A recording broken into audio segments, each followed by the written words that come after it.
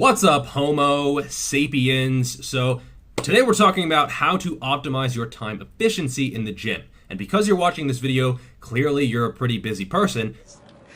Ain't nobody got time for that. Therefore, I will try to optimize the time efficiency of this video.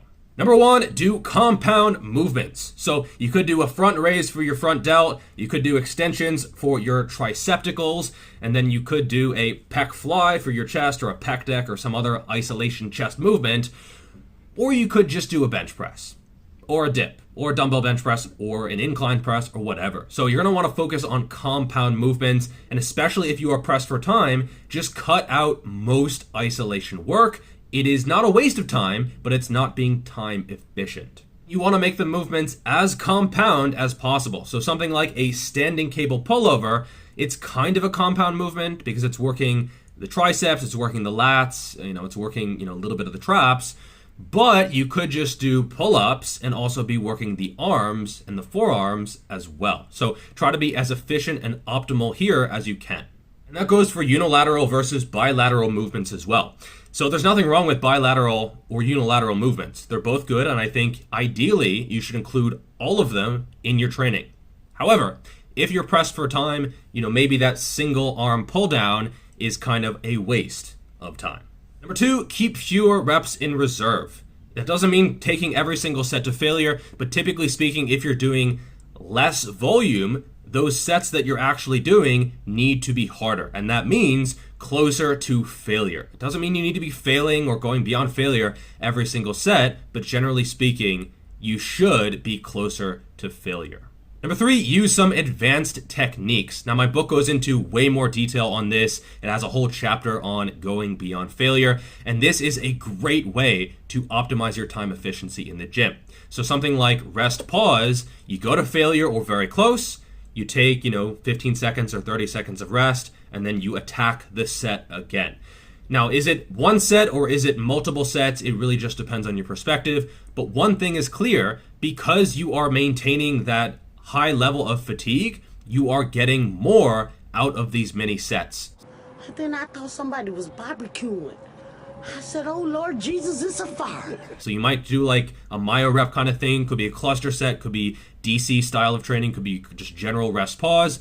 But the idea is that you attack fatigue and you attack failure.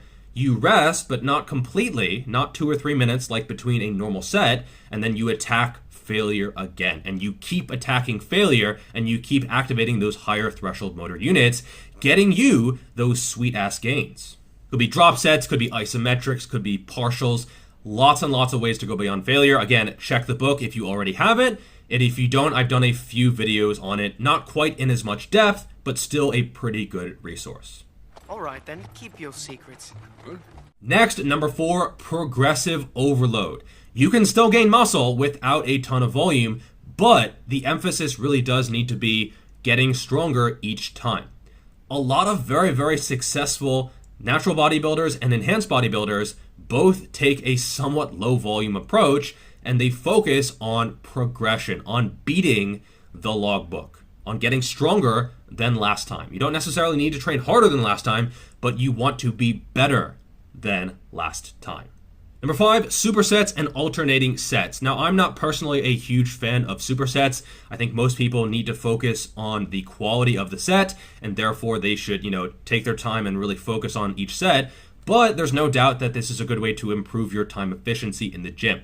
I personally prefer alternating sets. This is where, you do a push followed by a row, but you take your time. There's no rush. You don't have to spend, 10 seconds in recovery. You can spend a minute or even a minute and a half or 2 minutes. This is a good way to stay fresh for every single set.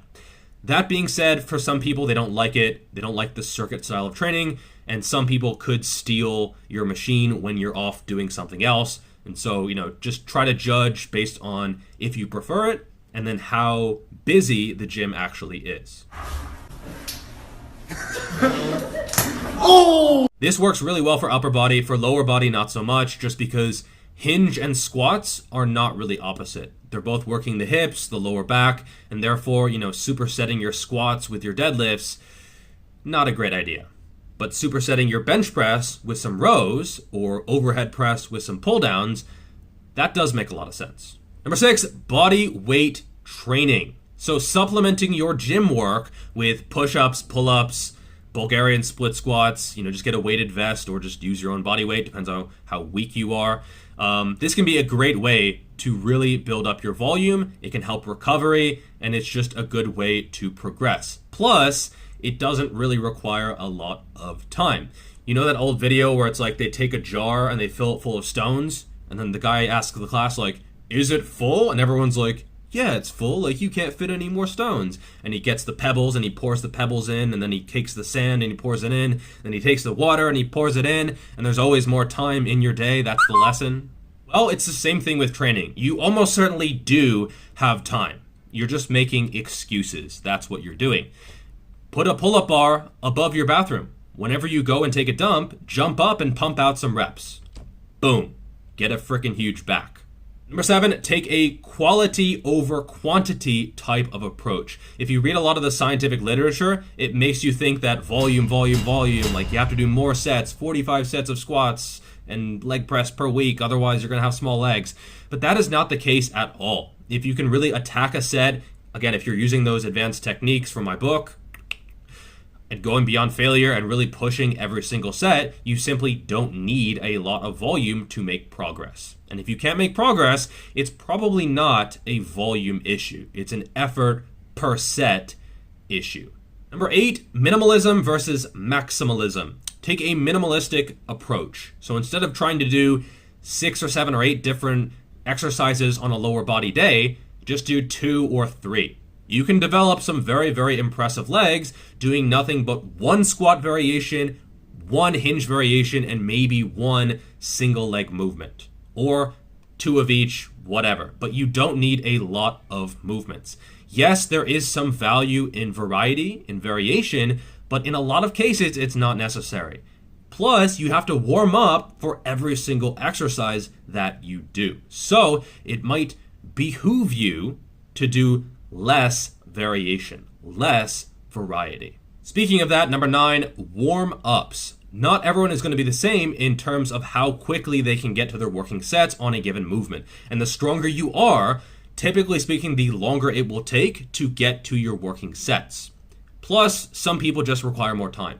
For dumbbell bench press, I do 1 warm-up and I can go right into my working sets. No problem. For barbell bench press, I might need 3, 4, 5 or more different warm-ups just to feel secure and stable and get the shoulders warmed up, all that kind of stuff. So similar movements, similar benefit, different amount of time invested. Same thing for a hip thrust. I've hip thrusted or glute bridged 7 plates per side. It's basically cardio setting it up. And that's a big part of the reason I don't even do the movement anymore. You have to find a bench. You have to find like plates to put on the bench so it doesn't fall over. You have to find a barbell. You have to find all the plates in the gym, literally all the plates in my old gym I was using. And I felt like an asshole because no one else could do anything. So I just stopped doing it. Plus, it was a pain in the ass and took a long time to actually set up.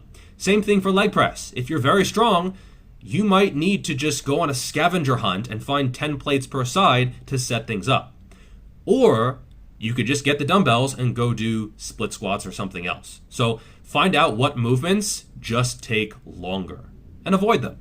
Finally, rest times. A lot of people, especially powerlifters, they take too long in between sets. I get it, you want quality sets, but if you're pressed for time, you might be fine taking 2 minutes per set. Even on deadlifts, especially if it's like doubles, really, you need 10 minutes after doing a set of 2 on squats or deadlifts. It's not really that taxing, bro, especially on the cardiovascular system, even on the central nervous system. And if your performance degrades so much when you take a minute and a half or 2 minutes of rest, you, my friend, are out of shape, and you would probably benefit from taking shorter rest times. On the other hand, if you are resting like 25 or 30 seconds and you're just like, go, go, go, slap on the plates, go, go, go, gotta get in the work. No, okay, that is sort of counterproductive. You want to find that happy middle ground where you are recovered enough to give a very high quality performance, but you're not like eating bags of chips and stuff or a sandwich between sets, which I've seen. And time is really not an excuse. Be honest with yourself. It is effort.